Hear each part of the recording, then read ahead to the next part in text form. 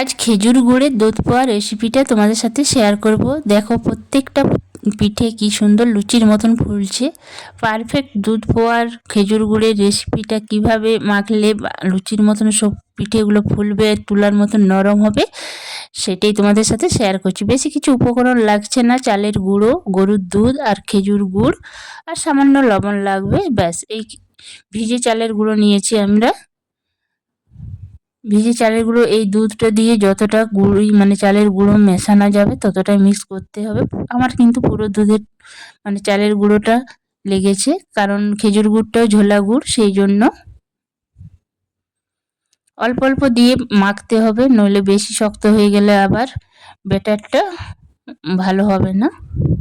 ঠিক মানে যেভাবে আমি মাখছি, অল্প একটু নুন দিয়ে দিলাম স্বাদ মতো।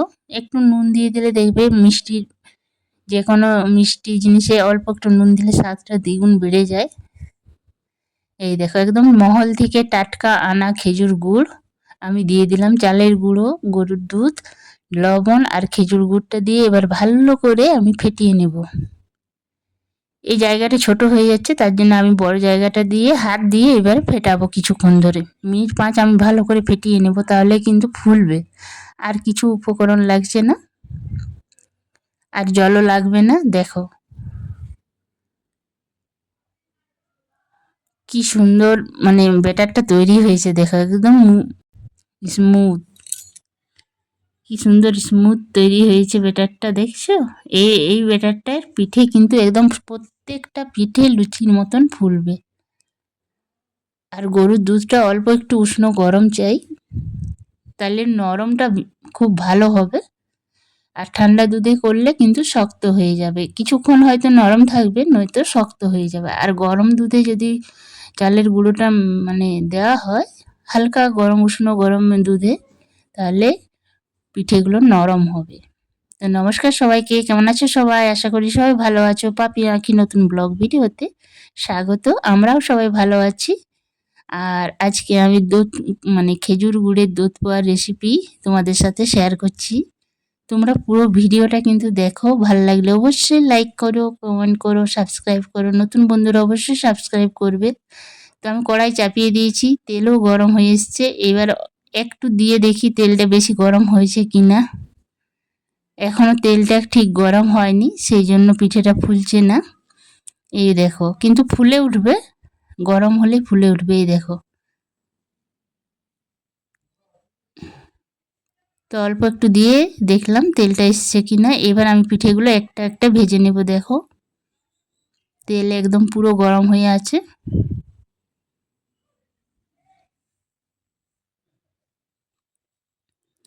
আমি কিচ্ছু ছুবো না, কিছু না, কিন্তু লুচির মতন দেখো কি সুন্দর ফুলবে। দেখো একদম যেন লুচি ভাজছি সেই রকম হবে পিঠেগুলো। তো ওইভাবেই ব্যাটারটা মাখবে, তাহলে দেখবে সব পিঠে নরমও হবে আর ভালো পিঠেগুলো ফুলবে। আর খেতেও খুব ভাল লাগবে, যেহেতু নতুন খেজুর গুড় এখন সব জায়গায় পাওয়া যাচ্ছে। আর এইভাবে ব্যাটারটা একটু আলতো করে চ্যাপ্টা করে মানে ফেলবে, তাহলে লুচিগুলো ফুলবে। নয়তো কি হবে, সেই ভিতরে শক্ত শক্ত ভিতরে জমে যায়, আর উপরে ফুললেও ভিতরটাই কিন্তু অনেকটা শক্ত হয়ে যায়, সেটা ভাল লাগে না। এইরকম আলতো করে ফেলে দিলে মানে ব্যাটারটা ফেললে ঠিক ভালোভাবে পিঠেগুলো পাতলা পাতলা হয়। তো একটা পিঠে হয়ে গেছে, আমার শাশুড়ি মাকে দিয়ে এলাম। তো এই দেখো এইভাবে আমি একটা একটা পিঠে কিন্তু ভেজে নেব। অল্প একটু চিনি দিয়ে দিলাম, মিষ্টিটা যেহেতু কম লাগছে সেই জন্য অল্প একটু, কারণ ঝোলা গুড়, সেই জন্য গুড় দিলে এবারে কিন্তু আরও নরম হয়ে যাবে, সেই জন্য 2 চামচের মতন আবার চিনি দিয়ে মিক্স করে দিলাম।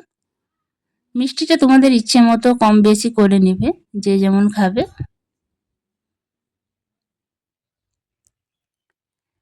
তো দেখো প্রত্যেকটা কিন্তু পিঠে একদম লুচির মতন ফুলছে, কি সুন্দর একদম। আর পিঠেগুলো খেতেও খুব সুন্দর হয়েছিল।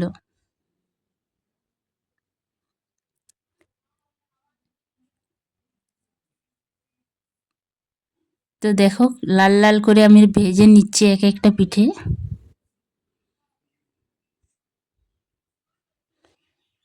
এবার আরও একটা দেখাচ্ছি তোমাদেরকে। দেয়া মাত্রই কিন্তু ফুলে উঠছে। তোমরা এভাবেই বাড়িতে পোয়া পিঠের মানে খেজুর গুড়ের পোয়া পিঠে তৈরি করবে, দুধ পোয়া। দেখবে সব পিঠেগুলো কিন্তু ভালো হবে, নরম হবে আর খেতেও খুব ভালো লাগবে। দেখো সব পিঠেগুলো কিন্তু ফুলছে। একটা একটা করে আমি অনেকগুলো পিঠে ভেজে নিলাম। আর একটা একটা গায়েব হয়ে যাচ্ছে মানে খেতে দিচ্ছি। আমার শাশুড়ি মাকে দিলাম, ছোট ছেলেকে দিচ্ছি। আর টিভি চলছে তাই জিজ্ঞেস করলাম কেমন হয়েছে। ওই দেখো ভালো হয়েছে। তো আবারও আমি ভেজে নিচ্ছি। এই দেখো প্রত্যেকটা পিঠে কিন্তু ফুলছে, একটাও পিঠে কিন্তু ফুলেনি মানে যা চ্যাপ্টা হয়ে গেছে বা ফোলেনি এরকম হয়নি। প্রত্যেকটা পিঠে কিন্তু লুচির মতন ফুলছে। দেখো কত তাড়াতাড়ি হয়ে যাচ্ছে, দেওয়া মাত্রই ফুলে উঠছে।